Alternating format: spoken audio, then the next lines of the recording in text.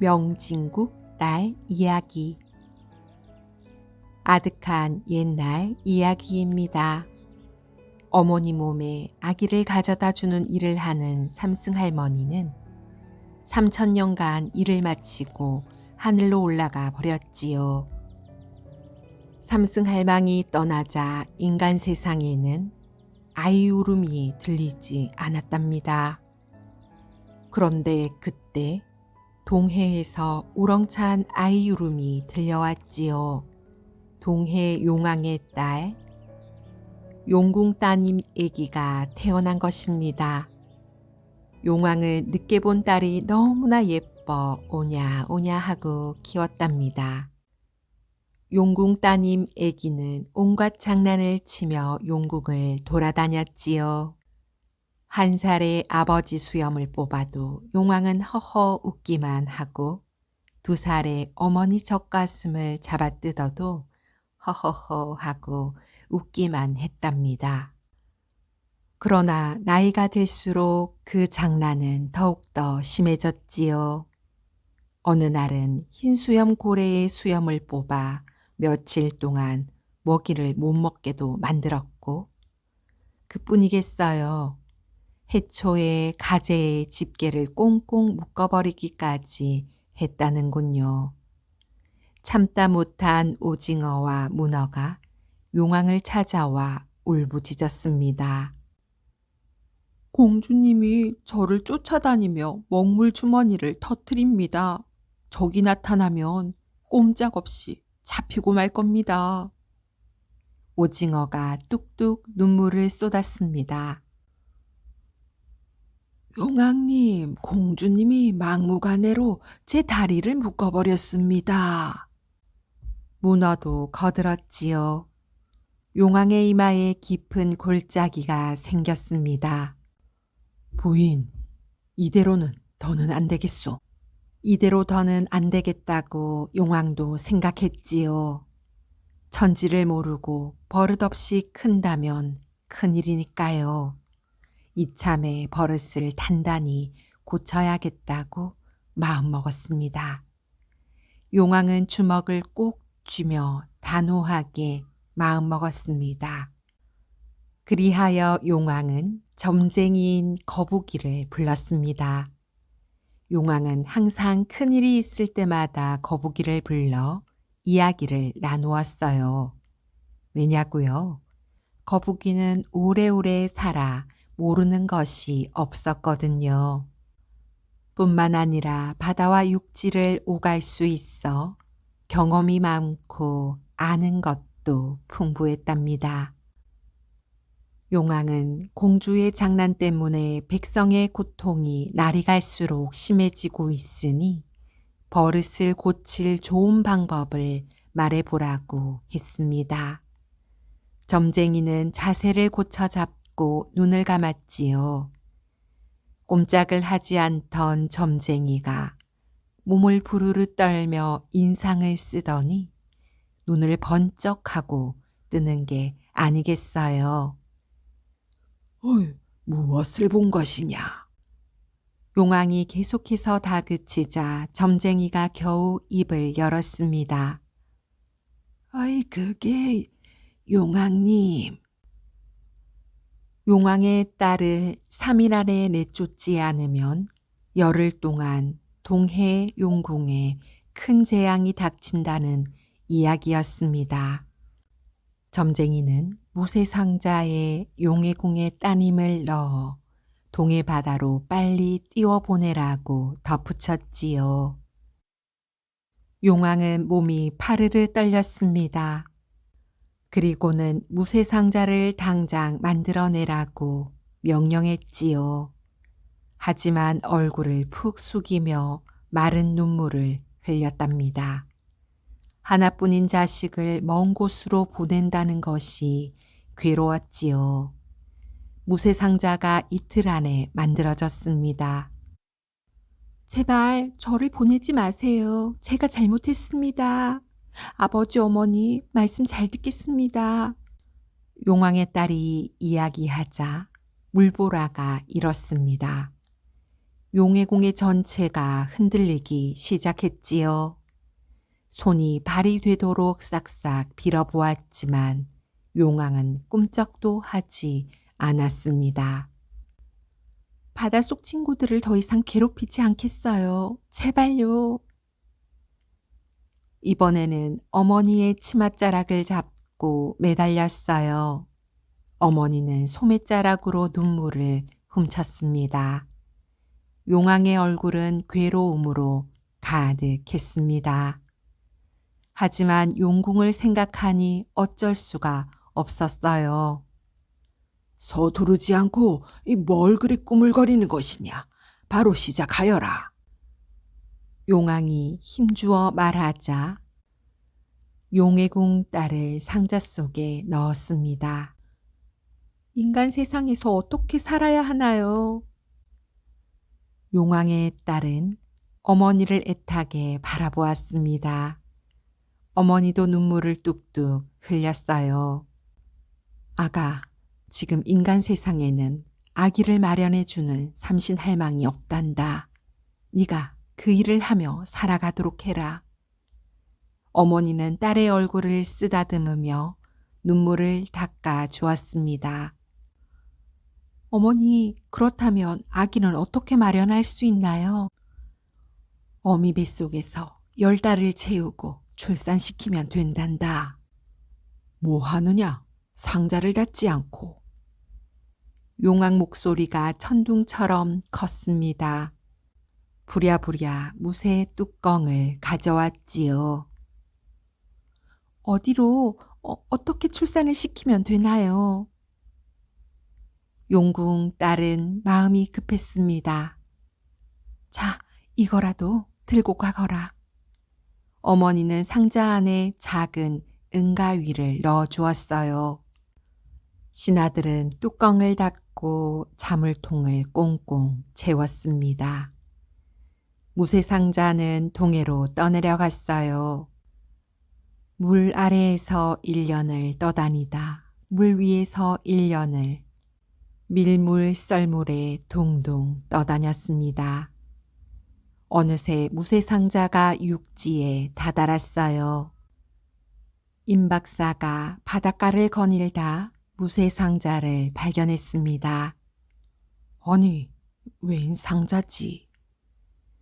크고 묵직해 보이는 상자에 자물쇠가 어찌나 많이 채워져 있는지 뭐가 들어있을까 임 박사는 조심스레 다가가 무쇠상자를 두드려 보고 흔들어 보기도 했답니다.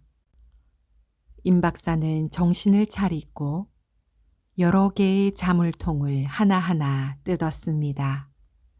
상자 안에서는 여자아이 하나가 나왔지요. 아니, 넌 누구기에 상자에 갇혀 있었느냐? 임 박사는 너무 놀라 아이에게 사연을 물으니 자신이 용의 용궁 딸이라고 말했습니다. 아니, 용궁의 딸이라면 무얼 할 줄 아시나요? 깜짝 놀란 임 박사는 예의를 갖추어 말했습니다. 내가 아기를 만들어줄 수 있다네. 용궁 딸은 당차게 말했어요. 임 박사가 눈을 반짝였지요. 우리 부부가 나이 50살이 되도록 자식이 없으니 아기를 갖게 해주세요. 임 박사는 고개를 숙이고 공손히 말했습니다. 당신이 나를 꺼내 주었으니 아기를 만들어 주겠네. 임 박사 부인은 얼마 뒤 아기를 가졌습니다. 1달, 2달이 지나 9달이 되자 배가 풍선만큼 두둥실 불어났지요. 임 박사는 아기가 태어날 때가 되자 용궁 딸에게 말했습니다. 용왕의 딸은 은가위로 산모의 오른쪽 겨드랑이를 쿡쿡 찔러보고 여기저기를 잘라보기도 했습니다. 그런데 아기는 도대체 밖으로 나오지 않고 산모는 눈물을 왈칵 쏟으며 고통스러워했지요. 부인은 10달을 채우고도 아기를 낳지 못해 시름시름 앓기 시작했어요. 새파랗게 질린 용왕의 딸은 바닷가로 뛰어가 고래고래 소리를 질렀습니다. 어머니, 아기는 어떻게 꺼내야 하나요? 하지만 아무리 외쳐보아도 돌아오는 소리는 파도 소리뿐이었지요. 임 박사는 아내까지 잃을 것 같아 안절부절을 못했습니다. 동해산에 올라가 제단을 차려놓고 하늘을 올려다보며 옥황상제에게 하소연을 했습니다. 옥황상제님, 제 아내가 죽게 생겼습니다. 제발 제 아내를 살려주십시오. 옥황상제는 인간 세상을 살피다 임 박사의 외침을 들었지요. 아니, 어찌하여 저곳이 소란스러운 것이냐.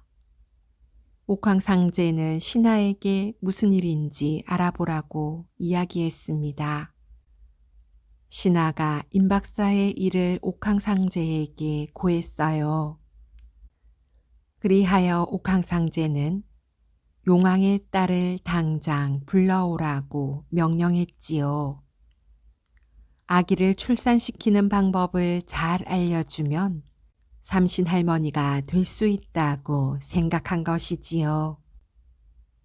하늘나라 사자가 인간 세상으로 내려와 용왕의 딸에게 하늘로 올라가자고 이야기했습니다. 내가 이곳에서 어떻게든 아기를 출산시킬 것이네. 나는 자네를 따라가지 않을 터이니 혼자서 돌아가시게. 용왕의 딸이 끝까지 고집을 부리지 뭐예요. 그리하여 사자는 결국 혼자 하늘나라로 돌아갈 수밖에 없었습니다. 옥황상제는 혼자 돌아온 사자를 보고 노발대발했답니다. 하지만 삼신할망으로 들어앉을 만한 이를 찾는 일이 더 급했지요. 그리하여 여러 신하들을 모아놓고 세상의 삼신할망으로 마땅한 일을 찾아보라 일렀습니다. 명진국 따님 애기가 좋을 듯합니다. 부모에게 효도하고 동생들을 잘 돌보며 일가 친척이 화목하답니다. 신하는 머리를 조아리며 차분하게 말했습니다. 듣던 중 반가운 소리구나. 옥황상제의 얼굴이 밝아졌어요. 그리하여 사자는 명진국 따님 아기를 데리러 갔습니다. 부모는 보물과 같은 딸을 차마 보낼 수 없어 눈물을 흘렸지요. 명진국 따님 아기는 부모를 안심시키고 스스로 사자를 따라 나섰습니다. 명진국 따님 아기는 옥황상제 앞으로 당당하게 걸어갔습니다. 상제가 몇 가지 질문을 했답니다. 명진국 따님 아기는 똑부러지게 대답했어요. 과연 지혜롭고 당돌하구나. 인간 세상 삼신할머니가 될 만하구나. 네가 그 일을 맡아 당장 임박사내로 가거라. 명진국 따님 아기는 삼신할머니가 되어 인간 세상으로 내려왔습니다. 그리고는 아기를 낳게 도와주고 닦아줄 시녀를 거느리고 임박사내로 들어갔어요. 명진국 따님 아기는 팔을 걷어붙이고 임박사의 부인 옆에 딱 붙어 뼈를 느슨하게 했답니다. 그리고는 은가위로 아기의 코를 톡 건드렸지요. 그랬더니 양수가 터져 나오지 않겠어요? 부인에게 큰 힘, 작은 힘을 불어넣고 고운 아기가 세상 밖으로 나왔습니다. 참실로 배꼽줄을 묶어 은가위로 싹둑 잘라 아기를 번쩍 들어 올렸습니다. 아기의 울음소리가 세상에 울려 퍼졌습니다. 용왕의 딸은 아기 울음소리에 깜짝 놀랐지요. 빠른 걸음으로 임박사네 집으로 향했습니다. 아니, 내가 불어넣은 아기를 누가 마음대로 출산을 시켰느냐? 옥황상제의 명을 받아 이 세상에 삼신할머니로 내려왔소. 명진국 따님 애기는 다소곳이 말했어요. 아니, 무슨 말도 안 되는 소리야. 내가 삼신할머니란 말이다. 용왕의 딸은 명진국 따님 애기에게 달려들어 머리채를 손가락에 핑핑 휘감아 흔들어댔습니다. 머리카락이 한 움큼 뽑히고 옷이 다 찢어져 버렸어요. 명진국 따님 애기는 꽃이 피고 긁혀 상처투성이가 되었답니다. 그리하여 곧장 하늘로 올라가 옥황상제에게 하소연을 했어요. 그리하여 용왕의 딸은 줄에 묶여 하늘나라에 잡혀오게 되었어요. 지금부터 시합을 하여 한 명을 삼신할망으로 앉힐 것이다. 옥황상제는 둘에게 나무 동이에 담긴 물을 은동이로 옮겨 담으라고 했습니다.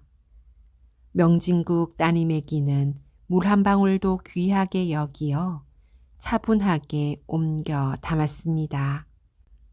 그에 반해 용왕의 딸은 이기고 싶은 마음이 앞섰지요. 물이 온 사방으로 다 튀어 제대로 옮겨 담지를 못했어요. 그렇게 첫 번째 시합이 끝났습니다. 이번에는 꽃씨를 기르는 시합이었습니다. 명진국 따님에게는 햇볕도 쬐게 하고 물도 부지런히 주어 정성을 들였습니다. 가지마다 파릇파릇 푸른 잎이 피고 붉은 꽃이 송이송이 탐스럽게 자라났어요. 그러나 용왕의 딸은 하루에도 몇 번씩이나 물을 주었습니다. 새싹이 트자마자 곧 죽어버렸지요. 옥황상제는 둘을 불러 모았습니다. 명진국 따님에게는 삼신할망이 되어 집마다 자식을 번성하게 하라. 옥황상제의 말에 저도 임박사 부부의 아이를 가지게 한 능력이 있습니다. 삼신할망을 할 수 있다고요. 용왕의 딸은 눈을 치켜들며 이야기했어요. 너는 저승할머니가 되어 죽은 아이를 보살펴라. 옥황상제는 단호했습니다. 용왕의 딸은 삼신할망이 더 좋아 보였지요. 용왕의 딸은 이를 부득부득 갈았습니다. 화가 난 용왕의 딸을 보고는 진국 따님애기가 다가와 눈을 마주치고 사근사근하게 말했어요. 아기를 보면 너무 예쁘지 않은가? 귀한 생명인데 우리가 오래오래 살게 해주는 것이 어떠한가? 네, 인간에게 아기를 불어넣어 주고 받은 재물을 꼬박꼬박 덜어내어 그대에게 반을 나누어 주리다. 그래야 용왕의 딸은 마음이 조금 풀렸습니다. 저승에서는 이건 필요 없을 것 같네. 명진국 딸에게 슬그머니 은가위를 내어주었습니다. 그리하여 용왕의 딸은 저승할머니가 되어 저승으로 갔답니다. 명진국 따님애기는 이승할머니가 되어 땅으로 내려왔지요. 한 손에는 생불꽃, 다른 한 손에는 번성꽃을 들고 인간 세상으로 아기를 만들러 내려왔던 것이지요.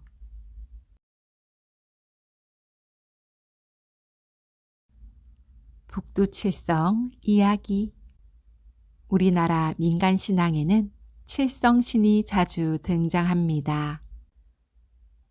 칠성신은 수명과 복을 전해주는 신이라고 알려져 있는데요. 그런데 이 이야기 속의 칠성님은 그런 모습이 아닙니다. 과연 칠성신의 존재는 누구일까요? 옛날 어느 땅에 칠성님이 살았습니다. 등에 별 모양으로 점이 7개가 있어 칠성님이라고 불렀대요. 칠성님은 결혼할 나이가 되자 지하국 매화처녀를 아내로 맞이하게 되었습니다. 혼례식에서 신랑 신부는 여러 가지 비단으로 만든 화려한 옷을 입었어요. 신랑 신부를 보는 사람마다 두 사람이 잘 어울린다며 한마디씩을 했습니다. 그렇게 꿈결 같은 세월이 흐르는 물처럼 지나갔습니다. 결혼하고 7년이 되도록 아이가 없어 부부는 걱정을 시작했습니다. 매화 부인은 이름난 산을 찾아가 100일 기도를 드리고 집에 돌아와서는 가난한 사람들에게 옷과 먹을 거리를 나누어 주었어요. 그렇게 서너 달이 지나자 매화 부인이 드디어 아기를 가졌습니다. 칠성님과 매화 부인은 뛸 듯이 기뻤어요. 매화 부인은 몸가짐을 단정히 하고 좋은 것만 보고 좋은 소리만 듣고 좋은 생각을 하며 지냈답니다. 날이 갈수록 매화 부인의 배가 불러 남산처럼 거졌어요. 매화 부인이 아기를 낳을 때는 경험 많은 산파가 그를 도왔지요. 아기가 태어나고 또 태어났습니다. 아기가 계속 태어났지요. 쌍둥이가 태어났는데 아기가 자그마치 7이었대요. 칠성님은 아기가 태어났다는 소식을 듣고 한달음에 달려왔어요. 여러 아이의 울음소리가 방문 밖까지 생생하게 들렸답니다. 산파가 밖으로 나왔습니다. 아기들이 무사히 태어났습니다. 산파가 우물쭈물 말하더니 대문 밖으로 황급히 나가버렸어요.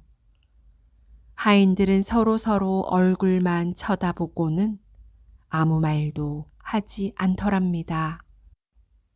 칠성님이 방 안으로 들어가 아기들을 보았어요. 아니, 이게 웬일입니까? 칠성님이 털썩 주저앉았습니다. 날짐승이나 들짐승도 새끼가 7이면 많다고 하는데 사람이 7아이를 낳았구나. 칠성님은 집 밖으로 나가버렸습니다. 매화 부인은 기가 막혔지요. 시중 드는 사람이 미역국과 밥을 가져와도 매화 부인은 거들떠보지 않았어요.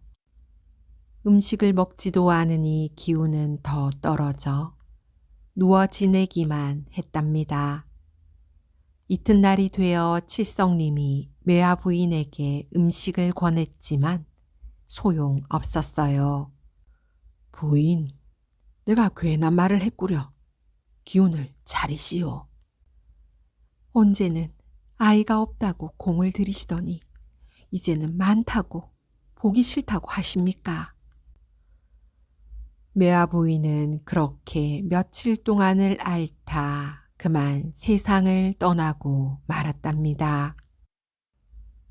또래보다 몸집이 작은 아이들이 과연 잘 살아갈 수 있을지 칠성님은 고민이 이만저만이 아니었지요. 어느 날 칠성님은 방에서 나와 하인들을 불러 명령했어요. 이 아이들이 태어난 것도 이상하고 아이들 때문에 우리 부부가 이별을 하였다. 이게 진정 하늘의 뜻이 맞는지 알아보아야겠다. 아이들을 꽃방석에 담아 물가에 띄우거라. 칠성님의 말에 하인이 눈이 동그래졌습니다.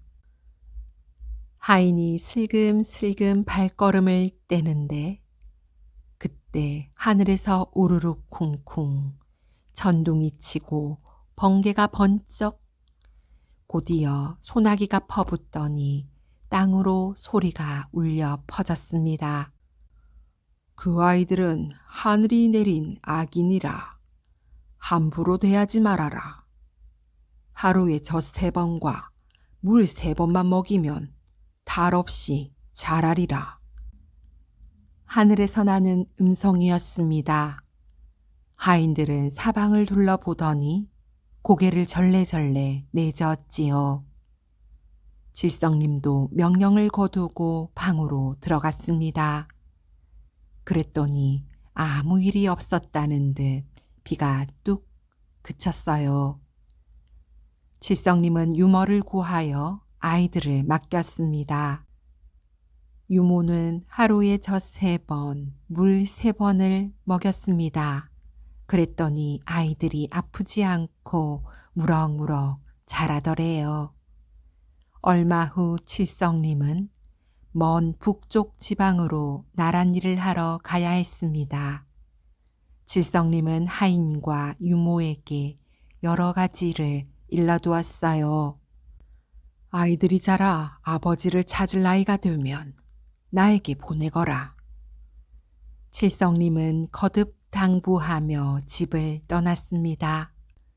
한편 칠성님이 다스리는 고을에 젊고 아름다운 용의 부인이 살았어요. 용의 부인은 사람이나 재물을 혼자 차지하려고 했고 외딴 곳에 살면서 남과 어울리지 않았답니다. 어느 날 칠성님은 용의 부인을 보고 한눈에 반해버려 용의 부인과 결혼하게 되었어요. 7 아이는 유모의 보살핌을 받으며 무럭무럭 자라났습니다. 형제들은 우애가 두터웠고 먹을 것을 서로 나누어 먹으며 장난을 치며 잘 지냈습니다. 7살이 되자 모두 글방을 다녔고 마을에서 7 형제를 보면 사람들이 수군거렸어요. 아이, 7 쌍둥이라니 희한하네. 아버지는 다른 곳에 있대.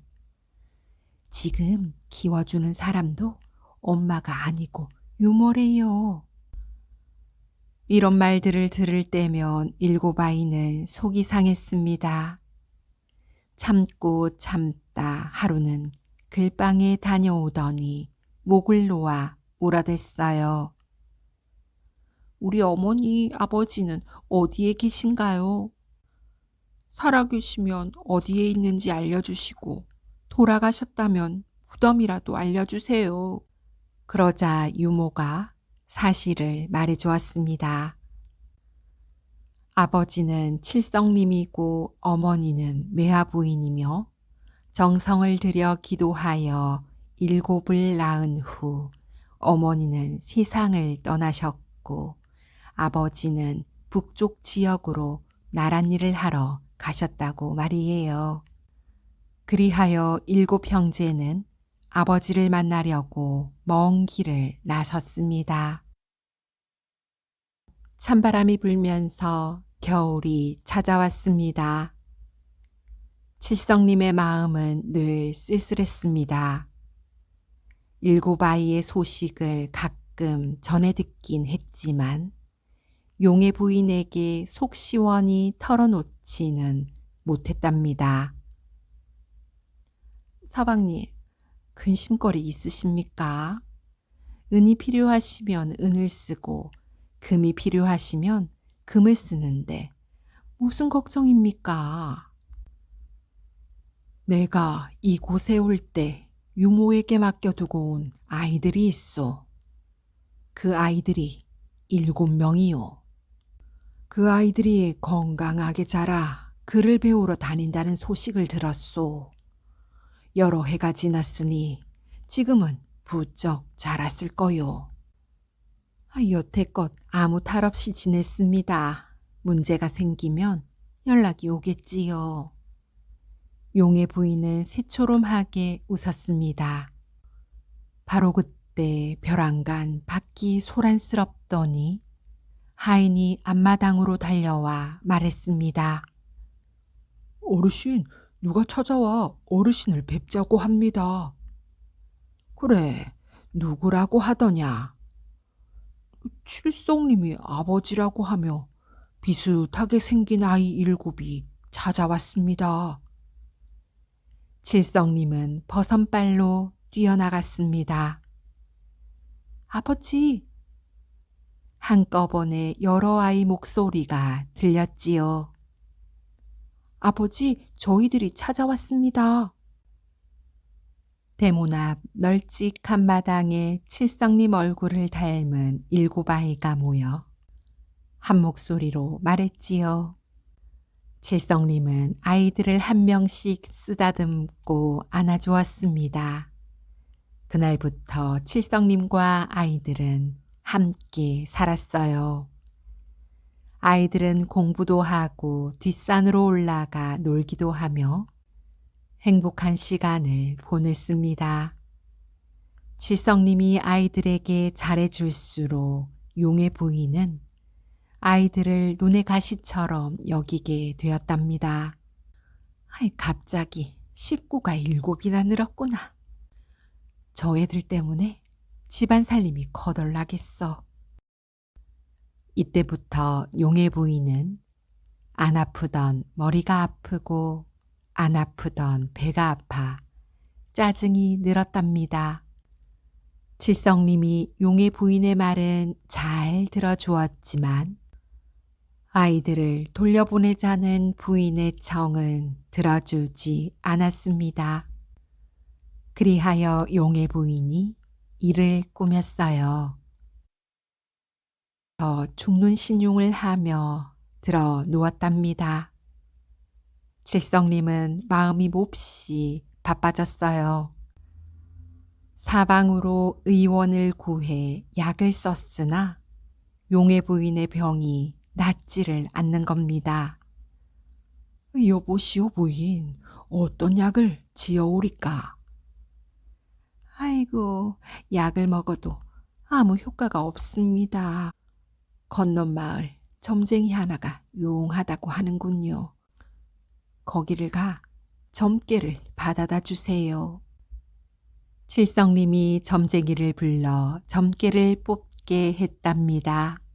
그러나 점괘가 아주 고약하게 나왔답니다. 아이고, 이 점은 못 쓰겠네. 부인의 병은 약을 써도 쓸모가 없고 경전을 읽고 굿을 해도 소용이 없습니다. 아니, 어떤 병이란 말인가? 이 병은 새로 들어온 사람들 때문에 생긴 동티옵니다. 원인을 알았으니 병 고칠 방법도 말해보게. 칠성님이 몇 번을 다그쳤지만 점쟁이는 어찌하여 쉽게 입을 열지 않았답니다.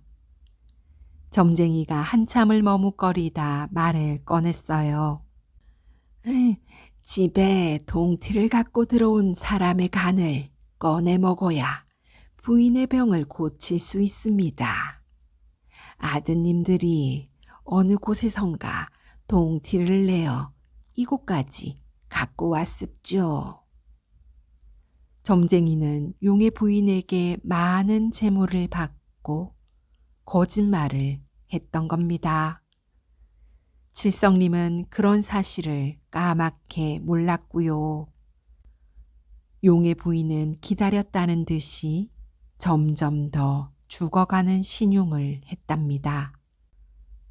칠성님은 이럴 수도 저럴 수도 없게 되었지요. 며칠 후 칠성님은 아이들과 뒷산으로 갔어요. 그리고는 점쟁이가 한 말을 전부 이야기해 주었답니다. 아버지, 정 그러시다면 저희들의 간을.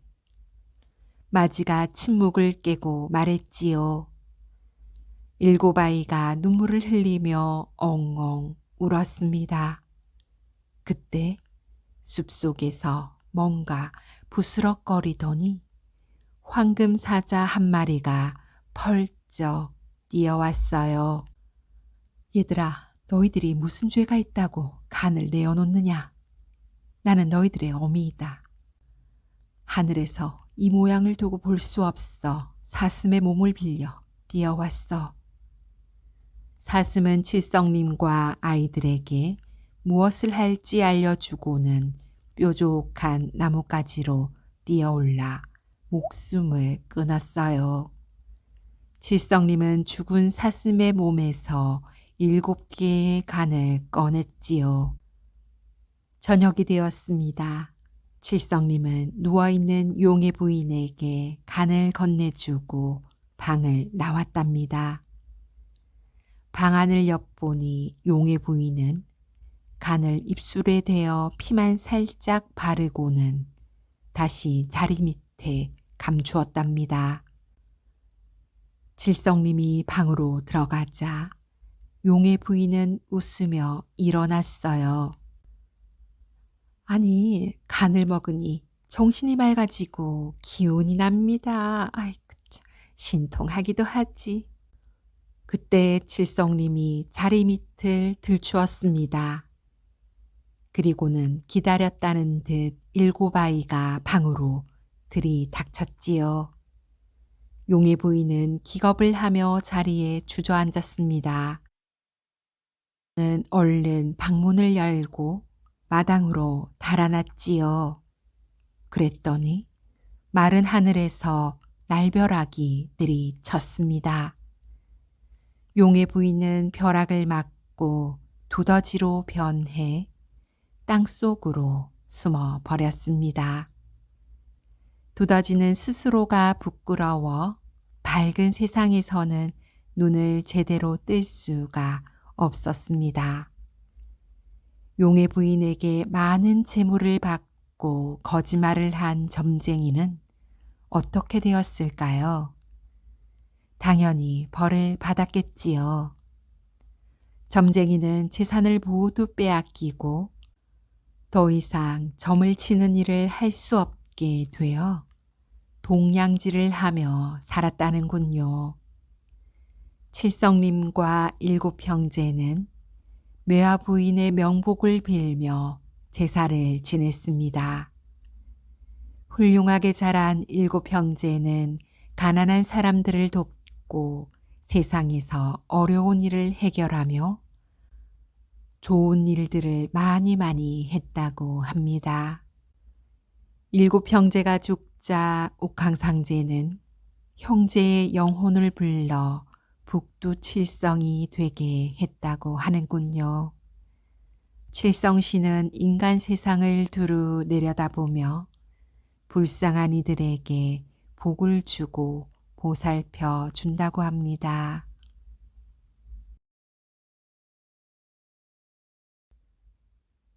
도둑대와 꽤 많은 꼬마. 옛날 돈 냄새를 기가 막히게 잘 맡는 도둑 두목이 있습니다. 왔소. 돈이다, 돈.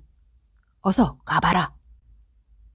두목이 돈 냄새를 맡으면 부하들은 잽싸게 달려가 길목을 지켰어요. 그래서 사람들은 돈을 가지고 죄를 넘는다는 건 꿈도 못 꾸었답니다. 넘어가는 족족 빼앗기니 말이에요. 도둑들을 잡겠다고 관아에서는 눈에 불을 켰습니다. 하지만 도둑들이 어찌나 꾹꾹 숨었는지 잡을 수가 없었지요. 하루는 또 두목이 코를 벌렁벌렁 하더니 백냥 넘어온다. 고개 너머로 가보거라. 했습니다. 부하들은 달려가 보니 과연 꼬마 하나가 졸래졸래 걸어오더래요. 그런데 이 꼬마는 땡전 한 푼이 없어 보였답니다. 있는 거라고는 등에 진 늙은 호박 한 통 뿐이었지요. 너희 놈, 다 알고 있으니 백냥을 내놔라. 꼬마는 깜짝 놀랐지만 시치미를 뚝 잡아 뗐답니다. 한 푼도 없는데요. 실은 그날 아침 장애가 소를 팔았는데 그게 딱 100냥이었던 거예요. 이걸 본 듯이 알고 있으니 놀라지 안 놀라나요? 하지만 꼬마는 태어난 척 배짱을 부렸습니다. 못 믿겠거든. 어디 한번 뒤져보세요. 그래 이놈아, 우리 두목이 틀림없이 백냥이라고 했다. 한 냥이라도 나오면 가만두지 않을 테다. 도둑들은 뒤지고 또 뒤졌지만 백냥은커녕 먼지 한 톨도 안 나왔습니다. 그러니 어쩌겠어요. 꼬마는 그냥 가버렸지요. 소식을 들은 도둑 두목이 펄쩍펄쩍 뛰었습니다. 어이, 그럴 리가 없다. 그놈 사는 동네에 가보아라. 아니나 다를까 동네에 가보았더니 꼬마 칭찬이 자자하더랍니다.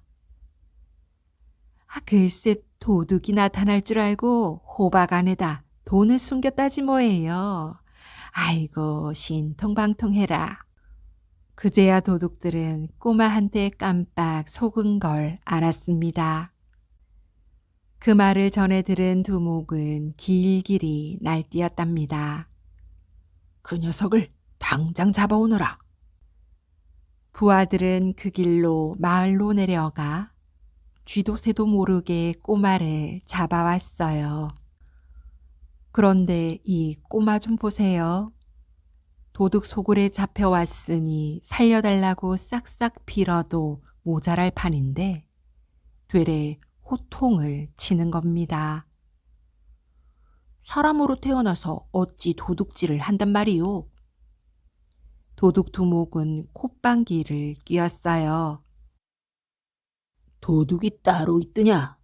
이놈도 도둑을 만들어주마. 도둑들은 꼬마를 데리고 최 부자네 집으로 갔답니다. 가서는 높은 담을 넘어가 온갖 것을 훔쳐냈습니다. 그리고는 곳간 안에 꼬마를 가둬두고 도망을 가버렸네요.